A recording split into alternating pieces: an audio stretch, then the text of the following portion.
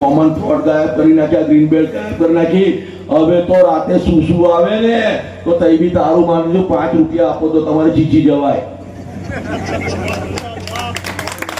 તમારા ને મારા માટે શૌચાલય નથી રાખ્યા।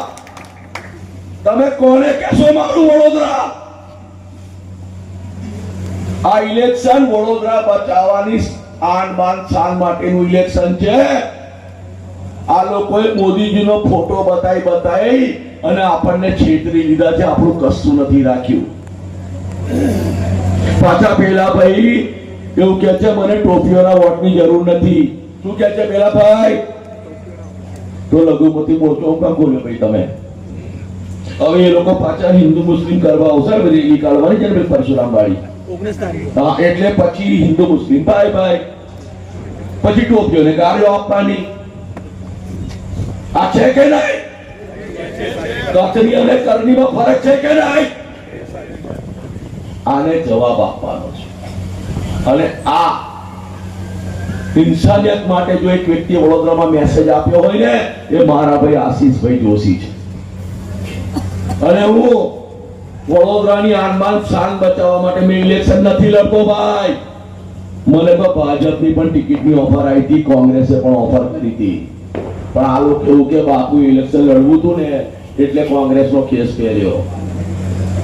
અમે કોઈ એજન્ડા સાથે આવ્યો છે બે તું એક કલાક તો અમારી છોકરીઓનો અપમાન કરવા અને આજ ભાજપ વાળા વંદે માતરમ ભારત માતા કી જય બોલીને અવાજ દબાવવા જતા હતા।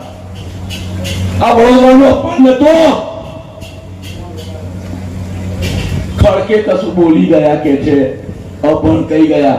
अल्लाह તમારા રાજકારણીઓને અભન કીધા। અહીં તો 8 ચોપડી પાસ ગૃહમંત્રી બની શકે છે।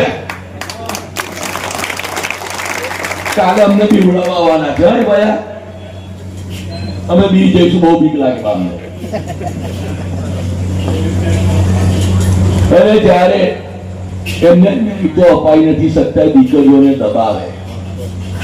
વારે ઘડીએ વડોદરામાં પેલા આયા હતા ધીરેન્દ્ર શાસ્ત્રી, ગાંડી ગુજરાત પાગલ ગુજરાત, શું કહેતા હતા? તારે તમને અપમાન ના લાગ્યો? પ્રજાને ગેરમાર્ગે દોરો છો। વડોદરાની ચિંતા કરો, મોદીજીને વચ્ચે ના લાવો। એ આખા રાષ્ટ્રના વડાપ્રધાન છે અને વડાપ્રધાન પછી કોઈ પક્ષના નથી હોતા, સમગ્ર પ્રજાના હોય છે। તો મોદીના પગલા ના પાડો ભ્રષ્ટાચારીઓ। તમે મોદીજીનું નામ ખરાબ ના કરો। इस वीडियो को लाइक करें, हमारे चैनल को सब्सक्राइब कर बेल आइकन जरूर प्रेस करें